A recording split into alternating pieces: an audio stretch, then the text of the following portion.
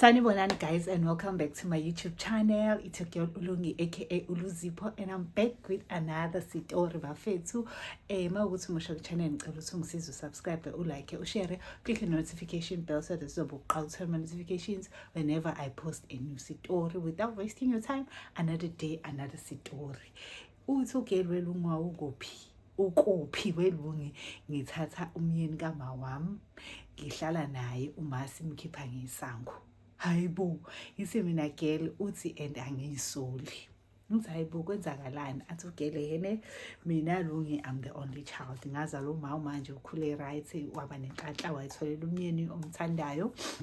Bashada, but ekushadeni kwabo sikhule sihlala kubo kababa. Ubaba kaze uthenga umuzi wakhe othi yena, so sikhule sihlala kubo kababa kwami. Uthi hayi okay, all good and well. Ubaba washashwa washona uma esamncane yabo.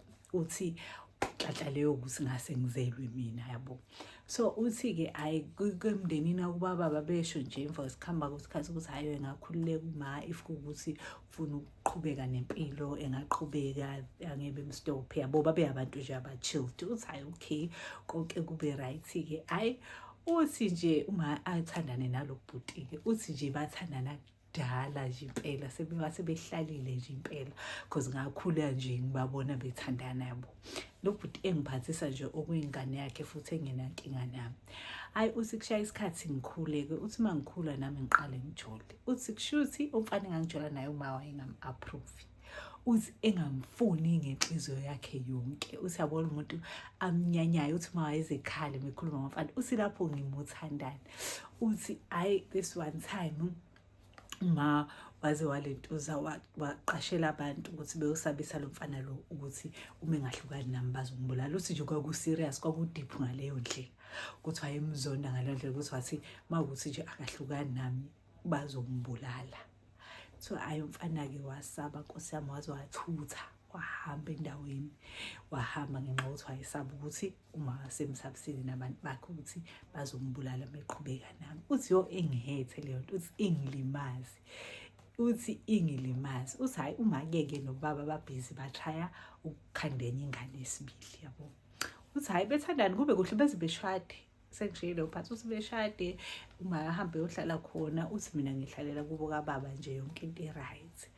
Uthi ngiyafika ukuzobavashela boma ngibadinga but nje nginale engathi wathi uma yabo ngiyamzonda into awangenza yona because ngisho ngijola manje but angimtholi umuntu engimthanda ngale yandlela nawe ngithanda ngale yandlela yabo. Enomfana ngikhona ukumtracer angimtholi ndawo sengimpheke yonke indawo angimtholi. Uthi hayi okay cool lento le yabo ngiyafika ngiyabavakashela makabule bethandana bawulava idavi enginyanye. Uthi ngisho mhlawumbe ngabe kade sahlukana lo mfana but nje still kusangihetha namanje because anginayo ishono noma sasohlukana noma besathandana indlela esasithandana ngayo. Uthi hayi kumnandi like haba olava idavi kwenzeka yonke into. Hayi uma uzama ke ukuthola ingane. Uthi zame ke nkosami uma wakhe ayicaca ukuthi ingane ayitholakali. Uthi hayi kuzelena ngoma ngifonele acela ukungikhipha yabo. Uthi hayi okay cool ngijabule nami wenze njani. Uthi wayengajwayele ukungikhipha engancame ngibizele emzini wakhe nje angiphekile but wayengajwayele. Uthi ngithuka uthi hawu wenze njani ngikhisha wena. Uthi nje ngikhiphile because I want to ask you something. Uthi girl ngithi mina ufuna ungibuzani. Uthi ethi hayi ukuthi ngifuna ukukubuza ngifuna ukucela something. Uthi ngithi okay ungicelani. Uthi nje ngokukhulu kuba casual because ngiyazi uma uhleze efuna ama favor but I light yabo.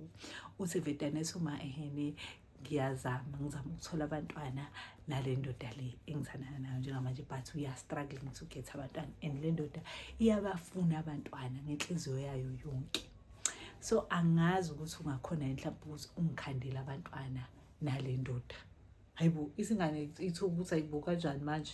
Ibuza hayibo ma kanjani manje athi ngayo ngikuthi ngiyazi ukuthi ingane makwe yakho kuzobe kufana ukuthi iyami ngizoba nale bond rather than ukadopt ingane or ukuthi ngithole isarugesi. Ngifuna mina the actual ngane eyigazi lami nezoba igazi lakhe. So the only way ukuthi senze leyo nto ukuthi sithole wena because wena uyigazi lami and then ingane izobe isiba negazi lakhe ngoba wena uzobulala naye. Uthi yibo ngithi uyahlanya manje awukho right engqondweni. Uthi ayincenga uma azakhala. Ngithi nje ngeke ngikwenze lawo manyala mina.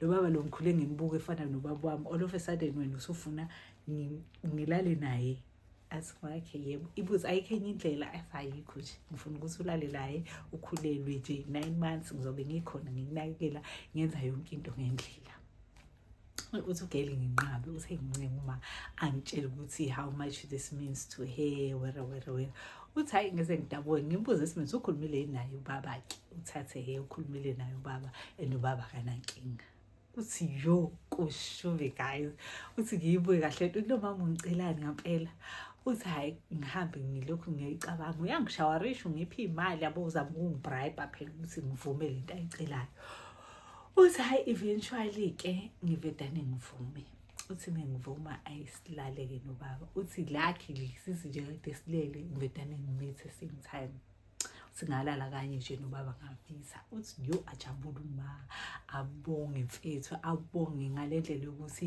wangithengela ifoni ebizayo engangacabanga ukuthi engake ngithengele yona just to say thank you and nakhona wayengibuzisa ngifunani ngathi ngifuna ifoni ngayisho wayithenga and ingahambi yodwa ihamba nama gift ebonga ukuthi ngimithekile uthi hayi ikhulu ingane yabo ikhulu eswini ingane ikhulu uyayinakekela uyanginakekela angicela ukuthi ngimove in nabo uthi hayi okay cool ngimove in nabo uthi mengimuva in nabo uma mengekho ubaba phela sesiyazana empedeni and ubaba nje uright nga-enjoya kakhulu ukulala naye uthi ugeli hayibo ngithi ngiyabona kwesisikhathi lapho nangibaba seyanqonqoza vidane ukuthi kunaleyo nto nje kunaleyo effect ukuthi phela siyazana sinqono sinobaba uthi hayi this one day sayithuba salala uthi emva lokho sekuhlezi kuyinto yabo eyenzekayo njalo siyalala kanti this one time umama uzosibamba uthi before asibamba uma yabo sengiyamnyanya uma plus ngikhulelwe plus ngimnyanyela leya nto vela ayenza kimi sengimnyanya nokuthi manje usethana nomuntu wami uthi hayibo ngizwe kahle ukuthi lo mama ngimfuni lo muntu ufunani embedeni wami uthi ngangibona ngathi yonke into eyami nje ngibuza lo muntu ufunani endodeni yami ufunani embedeni wami uzothatha ingane yami yabo uthi ngisho kahle ukuthi uyahlanya lo mama akangazi kahle uthi ngiqale ngimilwe into nje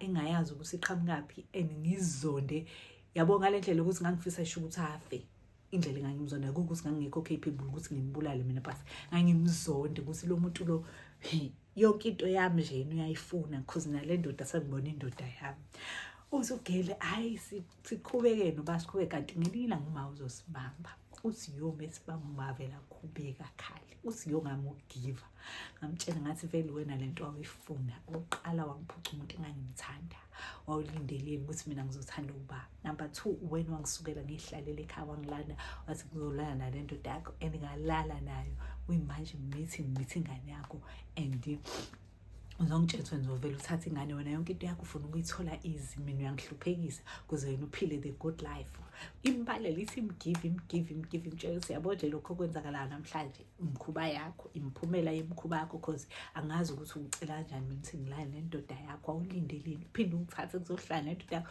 uthi yo amgive umakhe vele ikhaluma wakhe uthi ayime ikhaluma wakhe mtshele ukuthi sisi uzongenzela ifavor uzohamba la ekhaya uthi evuka ubhejazana baba ethi akayindawo ethi akayindawo makuthi unenkinga kuzohamba wena uthi yo siqhubeke hlale uthi lapho wena engayami ivuke mawala ngiyavele ngimbamba ubaba la ngimqabule phambi kwakhe uma uthi yabo nje ngiyamunyisa uthi yo evele ayiboneleni uma ukuthi no sekungaphezulu kwamandla akhe uthi wathatha imithwalo yakhe wayipakisha wabeka la phansi wasibiza uthi seza lapho sesimkhiphile ekamereni usehlala kuleli kamera belilala ugeli uthi walentuza wahlala phansi wasibiza washo ukuthi hayi kulungile makuthi vele bekumele kube njeni bengazi ukuthi uthi nje wasikhulumela wasibalisela uthi nje sinendaba yini ngoba semathande sathayo siyohamba kahle ngambuza ngathi manje uhamba la uyaphiki washo wathi hayi uzobuyela kubo because vele usanali kubo